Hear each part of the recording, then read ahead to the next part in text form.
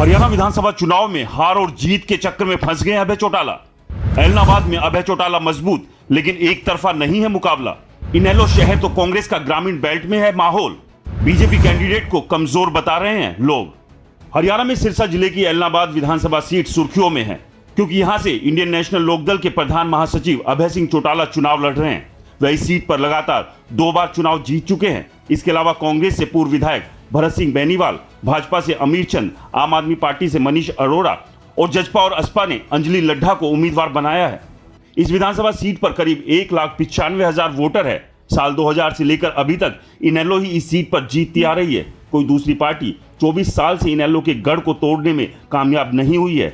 लोगों का कहना है कि इस बार अभय सिंह चौटाला का एक तरफा माहौल नहीं है। वह मजबूत है, लेकिन कांग्रेस के भरत सिंह बेनीवाल उन्हें कड़ी टक्कर देंगे। शहर में इनेलो मजबूत दिखाई दे रही है, वहीं ग्रामीण बेल्ट में कांग्रेस का जोर है। बीजेपी उम्मीदवार अमीर चंद का नाम अधिकतर लोगों की जुबान पर नहीं है, तो वहीं कुछ का यह भी कहना है कि बीजेपी ने इस बार यहां पर कमजोर कैंडिडेट उतारा है। वह फाइट में नहीं है। इसका फायदा सीधे सीधे इनेलो के अभय सिंह चौटाला को मिलेगा। चलिए आपको 5 पॉइंट में समझाते हैं एलनाबाद विधानसभा सीट का समीकरण है क्या।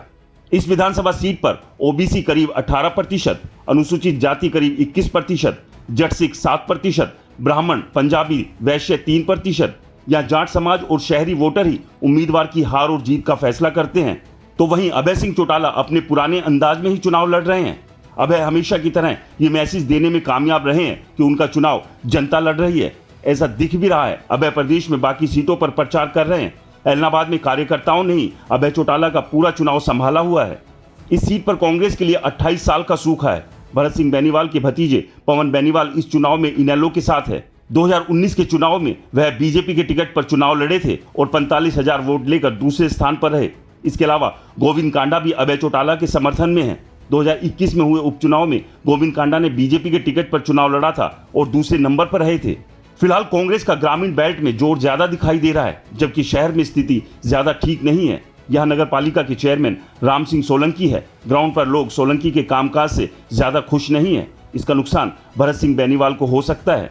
बीजेपी उम्मीदवार अमीर चंद और जेजेपी उम्मीदवार अंजलि लड्ढा की ग्राउंड पर ज्यादा चर्चा नहीं है। अगर बीजेपी के वोट इनेलो की तरफ शिफ्ट हुए तो इसका सीधा नुकसान कांग्रेस को होगा। तो ऐसे में सबसे बड़ा सवाल यही है कि 2024 के हरियाणा के विधानसभा चुनाव में एलनाबाद सीट से अभय चौटाला जीतने में कामयाब हो पाएंगे।